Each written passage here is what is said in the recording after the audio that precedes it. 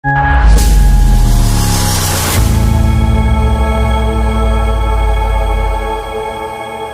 ada debat yang ramai antara Joshua dengan Dr. Rismond, ya, karena dia menurut saya memang nggak etis menyinggung Dr. Rismond soal gelarnya yang di Jepang dan lain sebagainya. Wah, Dr. Rismond marah. Jadi ketika marah itu memang sempat agak anget. Di luar Rismond bilang Joshua Sinambela itu ingin mengajari saya, katanya gitu. Sebenarnya fakta yang sebenarnya itu seperti apa, Bang, sampai dia kayak marah-marah gitu? Saya ngajari dia, katanya gitu. Apa yang kami dapatkan tidak ada bantahan ilmiah dari pihak Pak Jokowi maupun pihak Dirtipidum terkait Ella juga hanya berbicara tentang SOP seolah-olah mengajari kami untuk meneliti. Ini kalau narasi-narasi hanya ad hominem, mencoba menggurui kami bahwa kalian salah, prosedur penelitian kalian salah, ini bukan ruang kuliah. Ketika mereka memberikan pendapat masing-masing, mereka mendatangkan kalau salah ada 4 ahli gitu ya. Oh, sampai 4 ahli. 4 ahli ya. 1 ahli hukum, Roy Suryo, Tifa sama Rismond, ya kan, 4 ahli. Kemudian mereka totalnya ada 9 orang lah yang masuk, ya kan. Kemudian kita pasal hukum ada 4, ahlinya cuma 1. Ya. Nah, ketika mereka menjelaskan, kita diam aja, gitu ya, menjelaskan paparan mereka, semua bukti-bukti yang mereka anggap bukti lah, kita gitu ya. hormati lah mereka, ya, hormati ya. gitu ya.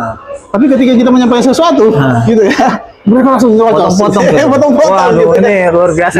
Nah, kenapa mereka mungkin tersinggung gitu ya? Karena saya kan ahli digital forensik, Iya, benar. ahli digital forensik. Saya ingin menjelaskan apa sih kualifikasi ahli digital forensik itu sebenarnya, gitu loh. Sebelum kita masuk ke materinya, gitu ya, substansinya, gitu ya. Baru menjelaskan bahwa kualifikasi akademik harus seperti ini, kan. Udah langsung di seolah-olah menyerang pribadi mereka lah, gitu ya. Si ketua yang memimpin itu juga mengikuti lah. Jadi kalau bisa langsung substansinya aja lah, gitu ya, dan yang baru. Nah, disitulah mungkin mereka merasa mengajari segala macam, karena memang mereka bukan ahli digital forensik, ya kan? Iya. Ketika mereka ahli digital forensik, jejaknya bukan digital forensik. nggak ada hubungannya sama digital forensik. Apalagi metode yang mereka lakukan itu tidak sesuai prosedur digital forensik, ya kan? Nah, digital forensik yang benar itu harus menganalisis objek original source-nya, sumber aslinya. Kalau sumber aslinya analog, ya analognya, gitu kan? Kalau sumber aslinya yang digital, ya digitalnya. Dan itu juga harus dicari di mana otentiknya, di mana yang aslinya. Jenis kertas, serat kertas, pewarna yang ada di dalam kertas, itu kan yang didengung-dengungkan adalah uji analog, begitu loh. Kalau dikatakan bahwa kami menganalisa secara forensik digital, bukti analog, itu kan karena ketidakbisaan kami untuk menyita barang bukti secara analog. Satu-satunya jalan karena kami tidak bisa menyita adalah ya secara digital. Dan itu awam. Katanya minta ditunjukin dulu aslinya, katanya. Nah, terus mereka udah menyatakan palsu. Makanya akhirnya mereka jadi dugaan fitnah, kan? Iya. Nah, itu pasti, dan itu yang sekarang lagi dikejar, ya. Jadi ada konsekuensi ketika orang menuduh seseorang, ya, dan itu dengan dengan gaya-gaya seolah-olah dialah kebenaran itu, padahal dia tidak tahu, dia tidak punya apa-apa sebenarnya, tidak mengetahui apapun, gitu ya, terkait dengan ijazah itu. Dia nggak tahu fisiknya, nggak pernah lihat, langsung dianggap palsu, ya kan? Hanya berdasarkan asumsi-asumsi, pengalaman Bambang Tri segala macam, dokumen-dokumen yang nggak jelas, ya. Padahal sudah ada lembaga yang memverifikasi, lembaga yang mengeluarkannya sudah memverifikasi bahwa itu asli, ya. Bahkan ditambah uji puslapor yang menyatakan itu identik. Apalagi yang kurang kira-kira? Itu masih dibantah. Artinya apa? Apapun yang kita bilang itu pasti akan tak dibantah, karena mereka punya kebenaran sendiri. Ketika kita tidak memiliki suatu barang analog seperti mata, nggak perlu diambil dulu baru dianalisa secara biometrik, ya secara digital diprosesnya. Baik juga dengan sidik jari, bentuk wajah, bentuk tubuh, itu nggak perlu kita mengambil jari kita dicopot dulu baru diproses. Ya memang itulah, karena memang digital ini menjembatani, ya, teknik untuk menjembatani bahwa tanpa memiliki analog pun itu bisa kita analisa apa yang salah dengan itu. Itulah salah kaprahnya mereka, ya. Jadi Jadi ELA, singkatan dari Error Level Analysis, Oke. itu hanya bisa mendeteksi tempering atau perubahan-perubahan di file digital. Jadi gambar-gambar foto digital kita, ya, diedit misalnya kacamatanya dihilangkan atau diedit hidungnya atau misalnya bukti transfer ditambahin nolnya, gitu kan? Kita bisa deteksi itu dengan mudah. Dengan menggunakan ELA. Asal kita menguji file digital aslinya, ya. Nah, dia hanya bisa digunakan untuk menguji file digital karena dia memanfaatkan kompresi JPEG. Jadi ketika kita mengedit sebuah file, mengedit sebuah gambar, katakanlah menambah angka 0 segala macam, otomatis bagian yang kita edit itu akan kompresinya akan berbeda dengan yang lain karena diedit ditambahkan, ya kan? Itu makanya ketika ada fisik kita foto seperti yang mereka lakukan, itu otomatis tidak akan kelihatan bahwa itu sudah diedit. Walaupun ada yang aneh dari hasil ELA kita, itu berarti file digitalnya lah yang berubah. Jadi kalau kita melakukan kajian ilmiah atau yang kita sebut pemeriksaan digital forensik gitu ya, kita mengumpulkan data-data dulu. Ya, data-data dulu, melakukan analisis dulu gitu ya, sampai akhirnya menghasilkan kesimpulan, ya kan? Nah, kalau mereka kesimpulan dulu, kesimpulan dulu, baru mencari data-datanya lagi. Nah, itu udah pasti peneliti abal-abal. Tidak ada pengkaji ilmiah yang seperti itu. Aneh juga ya. Nah, iya, mereka udah menyimpulkan dulu, baru dicari buktinya. Jadi itu yang disebutnya cocokologi atau pembenaran. Jadi mereka lah cari pembenaran-pembenaran. Ketika misalnya deskripsi itu tidak ada tanda tangan, berarti nggak sah semua. Biometrik digital contohnya, CT scan, MRI untuk menganalisa ada tidaknya tumor di dalam kepala, tidak perlu dibedah, tidak perlu kepalanya dilepas. Jadi makanya kalau sanggahan hanya karena bahwa skripsi atau ijazah itu analog tidak bisa diperiksa secara forensik digital, itu penyesatan yang sangat yang bisa menyesatkan publik karena banyak bukti. Semua orang sekarang menggunakannya mata pada saat di HP. Nggak perlu kan matanya dicopot dulu, tangan juga gitu, sidik jari di Apple phone atau yang lainnya. Itulah menjadi salah kaprahnya mereka. Ya, jadi saya ingat-ingat dulu ya, karena memang Rismond atau Roy Suryo ini mungkin ikut kasus-kasus yang dulu Jessica gitu ya. Ketika Rismond menampilkan ada tangannya Jessica seperti nenek lampir gitu ya. Padahal itu karena rekaman dari YouTube yang direkam lagi dari layar gitu ya, sehingga bukan dari primary evidence tapi dari media sosial gitu kan. Nah, sehingga pada saat itu ada ahli lain, Christopher Rianto, menguji menggunakan ELA bahwa itu tidak ada editan gitu ya. Nah, mungkin itu teringat mereka bahwa tempering ini bisa diuji dengan ELA gitu kan. Beranjak dari kasus ini kemungkinan saya tangkap seperti itu. Sebagai ahli digital forensik, karena objek yang kita periksa ini adalah ijazah fisik atau analog, berarti yang kita periksa harus analognya. Harus analog, bukan foto analognya, bukan foto digitalnya dia yang difoto. Nah, jadi ketika mereka melakukan analisis terhadap foto-foto ini, itu pasti akan terjadi namanya bias. Bias itu artinya, ya mereka kan analisis itu, garis merah misalnya, nggak nemu misalnya. Nah, itu bisa terjadi. Kenapa? Karena mungkin pada saat difoto pencahayaannya berbeda. Kameranya juga berbeda, kualitasnya juga berbeda, sudut pandangnya berbeda, ya. Itu makanya untuk memeriksa itu sebenarnya paling valid, ya. Itu adalah analognya, ya. Jadi mereka nggak bisa menemukan katakanlah lintasan merah itu, padahal di fisik aslinya itu kelihatan lintasan merah. Bahkan di hasil scan-nya, kan ketika kita punya dokumen kita scan itu kan resolusinya lebih tinggi, itu kelihatan. Ya, kira-kira seperti itu. Jadi, nah mereka membuat asumsi seolah-olah ini tempelan, ya kan? Kira-kira seperti itu. Karena mereka nggak bisa menemukan lintasan merah itu dari foto yang didownload dari katakanlah yang mereka anggap dari Dian Sandi, gitu ya. Itu juga nggak tahu file yang mana itu. Itu makanya itu bukan digital forensik yang benar. Kalau digital forensik yang benar, kita bisa verifikasi sumbernya. Selamat siang, Bang Teguh. Selamat siang, Bang. Ya, Bang Roni, mohon izin kita ingin diskusi terkait dengan Rismond CS ya, yang katanya pernah ataupun kuliah di Jepang di Yamaguchi. Nah, ini banyak pertanyaan-pertanyaan daripada masyarakat terkait dengan sekolah beliau kan gitu. Makanya ini banyak permintaan daripada subscriber dan netizen untuk membahas dan mengulas terkait dengan pendidikan Rismon di Yamaguchi. Nah, Abang kan tentunya yang pernah bersekolah di Jepang ya di Hokkaido memahami dan mengetahui sedikit banyaknya terkait dengan riwayat daripada ijazah saudara Rismon ini. Nah, menurut pandangan dan tanggapan dari Bang Roni Teguh, mohon diceritakan Bang, seperti apa yang pernah diinvestigasi ataupun ditanya-tanya kepada yang lain gitu. Ya, oke. Ya, saya pertama kali mengucapkan selamat bergabung. Ya. Dan saya sangat terhormat sekali sudah diundang di petisi ahli. Dan hal yang kedua, saya minta izin dulu dengan senior saya yang di alumni Jepang, sumimasen, senpai, sensei. Saya harus bicara dari sisi kita yang pernah jadi alumni Jepang, pernah berkuliah di Jepang, bahwa apa yang sebenarnya yang terjadi itu yang benar-benar akan kita sampaikan di forum ini.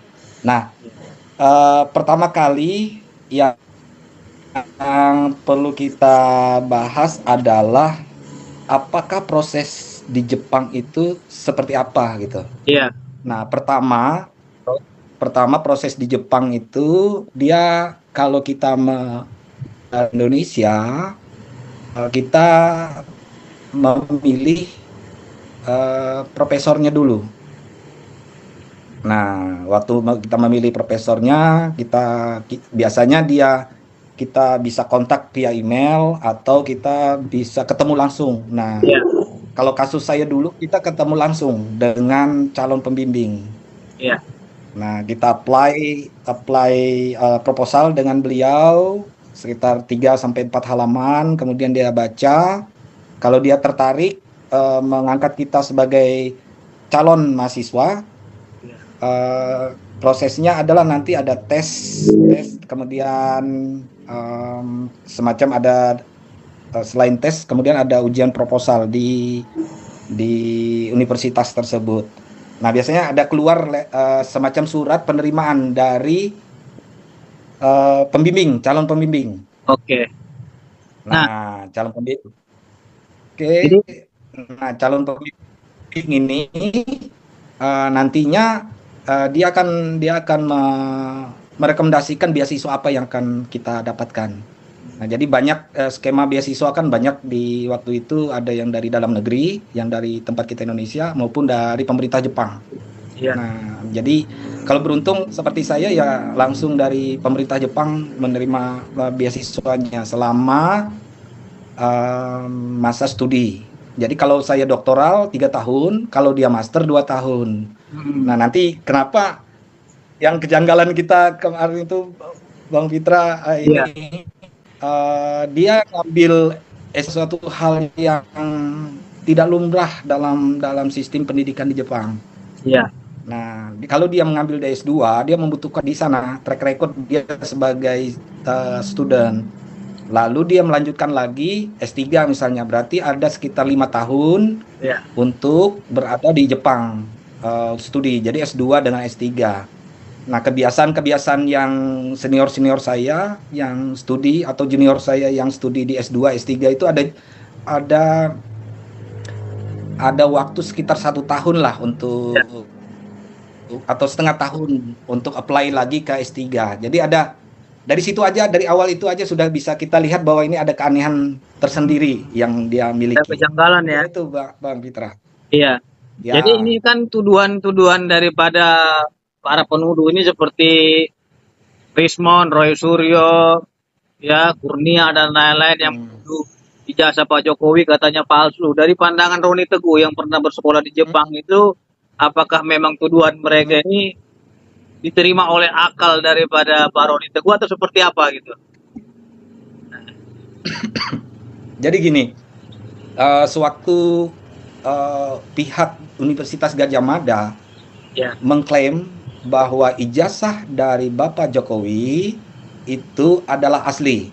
Nah, dari situ aja sudah dipastikan bahwa lembaga yang resmi mengeluarkan ijazah adalah Universitas Gadjah Mada. Oh, berarti kampusnya yang berwenang ya? kampusnya yang berkompeten untuk karena lembaga itu yang dari proses penerimaan Ya. sampai proses dia menghasilkan ujian disertasi atau ujian master atau ujian untuk sarjana, mereka lah yang berhak memutuskan itu gitu.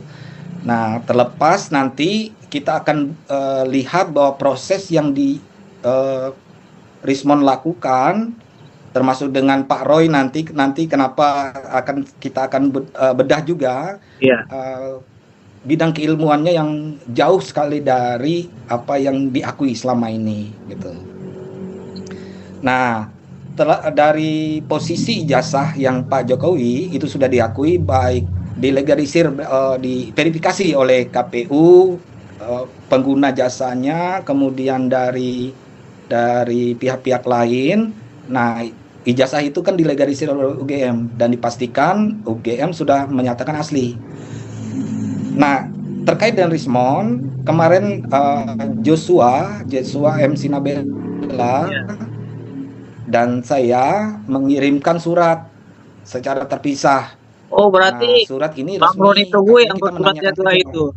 Berarti yang bersurat ke yang Betul. Maguci Bang Roni Teguh, karena kemarin saya bicara dengan Bang Joshua Sinambela, katanya sampai istrinya Rismon keberatan katanya di surat Yamaguchi gitu.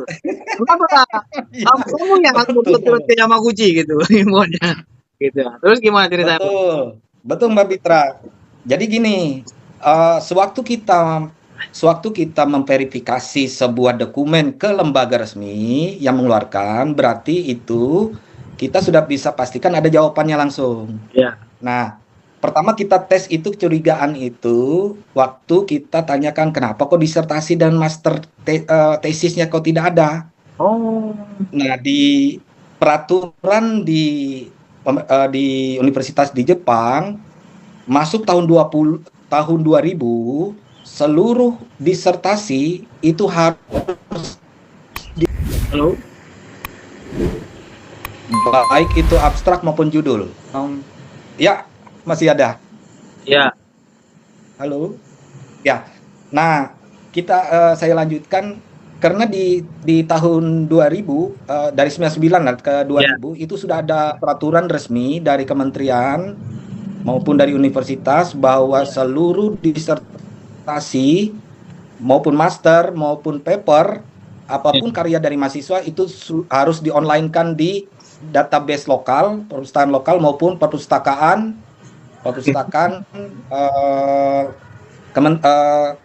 globalnya.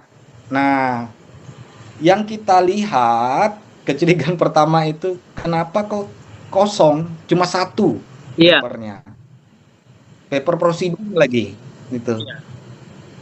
Nah, paper proceeding itu kalau dia masuk 2003 ke 2006 berarti ada waktu panjang yang hanya cuma satu. Itu terlalu terlambat menurut saya, terlalu terlambat. Nah, pengalaman kawan-kawan yang pernah berkuliah di studi di Jepang, di tahun pertama itu dia sudah menghasilkan 1 sampai 2 paper conference. Oke. Nah, sekaligus nanti dia ambil mata kuliah yang memang untuk mendukung untuk studinya. Nah, di tahun kedua akan tambah banyak lagi, ada persiapan paper utama dengan proceeding termasuk poster. Oke. Jadi prosesnya ini begini Pak Mitra. Iya. Setelah kuliah masuknya ke lab, biasanya 1 hari 1 malam di situ di lab. Wah, di lab ya. Nah, jadi kita mempersiapkan sana basic studinya itu kan di laboratorium. Oke. Jadi di laboratorium itu nanti perlengkapan tidur kita ada, biasa di bawah meja. Kalau kita kecapean ya tidur aja gitu. Biasanya kan. Nah, sama pembimbing ditanya kenapa capek? Ya, kita bilang mau tidur 15 sampai 10 menit. Itu biasa di sana. Nah, kalau kita ada deadline artinya 1 minggu lagi ada seminar yang diarahkan oleh pembimbing. Nah, itu bisa begadang 2-3 hari kita begadang di lab. Nah, untuk hal lain, misalnya untuk makanan dan sebagainya, universitas kita, terutama di Hokkaido University kan banyak tempat makan di bawah itu kan, jadi kita beli. Nah, nanti kita makannya di lab laboratorium. Oke, nah yang terkait dengan emailnya kita, jawaban email pertama itu adalah tesis dan masternya dengan judul yang dimaksud itu tidak ditemukan. Waduh, tidak ditemukan ya. Tidak ditemukan. Itu hasil suratnya karena ada tidak diperoleh Bang Roni juga. Jawaban mereka. Ada dalam bahasa Jepang. Ada Oke, dalam oke. bahasa Jepang. Jadi kita untuk kita ini Nah, ini untuk menarik ini teman-teman ya. Jadi kita perlihatkan Roni Togo sudah bersurat ke Yamaguchi, ternyata apa disertasinya ya tidak ditemukan ya. Dan disertasi dengan tesis, judul tesisnya tidak disertasi dengan ditemukan. tesis. Oke, oke. Nah, setelah itu gimana, Bang? Betul. Nah, masih nanyakan kenapa tidak ada ditemukan. Ya. Nah, kami sudah dijawab lagi, kami sudah memeriksanya di perpustakaan jurusan, perpustakaan fakultas, sama perpustakaan yang universitasnya, yang skala besarnya. Oke. Nah, lalu kami juga, kata mereka itu, melacak ke database yang nasionalnya. Oh. Jadi tidak ditemukan. Iya. Nah, terus yang tambah ya lucu lah menurut saya ya, antara disertasi dengan tesis itu dua hal judul yang berbeda dalam satu lab. Berbeda ya? Menurut saya tidak berbeda. Biasanya dalam satu lab dengan pembimbing satu yang tidak berpindah, ataupun kita akan berpindah ke pembimbing lain, biasanya bidang risetnya itu tidak akan jauh dengan bidang paper yang kita teliti, disertasi yang kita tulis dengan tesis yang kita tulis. Iya. Biasanya tidak jauh karena itu bidang keahlian itu. Iya. Nah, di Jepang sendiri satu orang itu mempunyai bidang keahliannya masing-masing. Jadi antara satu dengan yang lain itu tidak sama topiknya, tidak mungkin sama, dan sangat sulit sekali sangat sulit sekali misalnya kita menyontek apa gitu tuh sulit. Iya, Karena yang tahu itu misalnya bidang studi ya saya sendiri gitu, Iya. atau Bang Pitra sendiri yang tahu gitu. Tuh. Nah, jadi ini kan perkaranya Bang sudah naik ke tahap penyidikan. Dan informasinya dalam waktu dekat ini para terlapor termasuk Rismon, Roy Suryo dan kawan-kawan mau dipanggil oleh penyidik Polda Metro Jaya. Nah, terkait dengan persoalan tersebut, apa yang menjadi masukan dan saran Abang terhadap Rismon ini karena dia telah menilai dan meneliti ijazah orang gitu. Dan penilaiannya juga dia menuduh dulu baru mencari bukti gitu loh. Betul. Masukan dari Roni Togo seperti apa terhadap kasus ini? Ya, pertama biasanya yang yang pernah belajar itu di luar negeri ataupun di dalam negeri yang pernah belajar ya. Tapi saya akan khususkan untuk yang pernah belajar di universitas di Jepang. Oke. Selalu dia berangkat selalu dengan data, tidak pernah dengan asumsi. Ya. Itu satu. Terus yang kedua, dia selalu mencari data dulu untuk bisa memastikan algoritma apa atau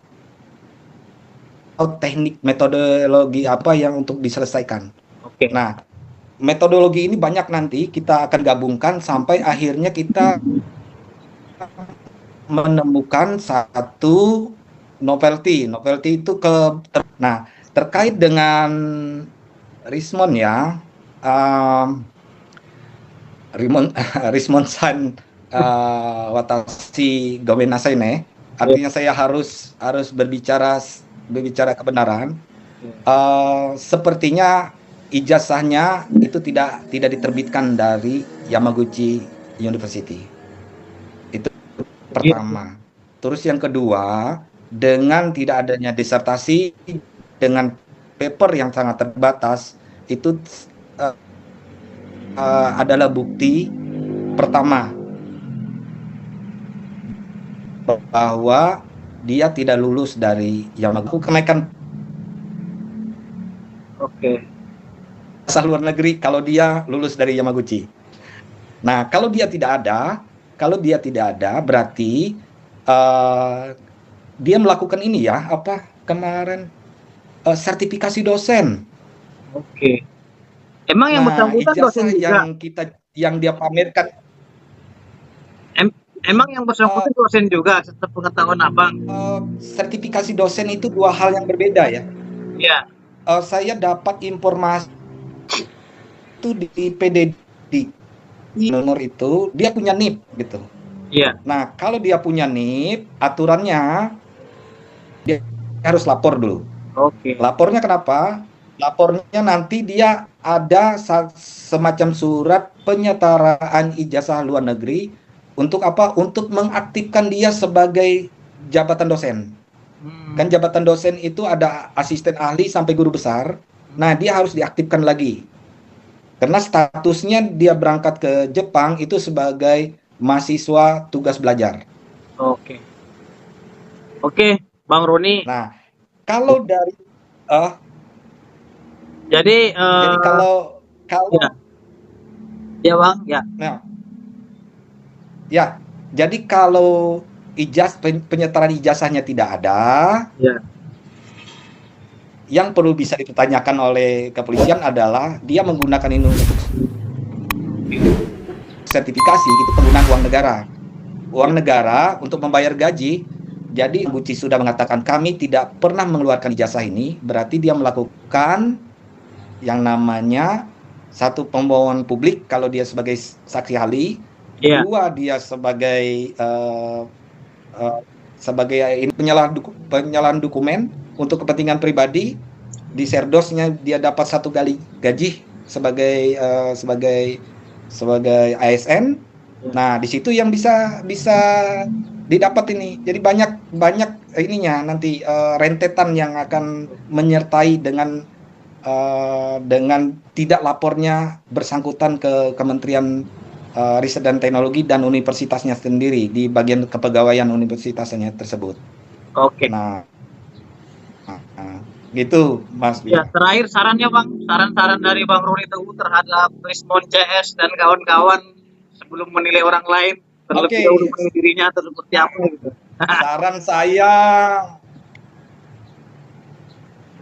Saran saya satu, kalau masih sempat bisa bertobat ya berhentilah cepat segera, karena di belakang ini akan banyak sekali rentetan yang Anda akan hadapi. Nah, untuk saran kepolisian gampang sekali itu pengecekan itu lagi ke ini Mas Fitra. Roy Suryo itu bukan ahli telematika ya.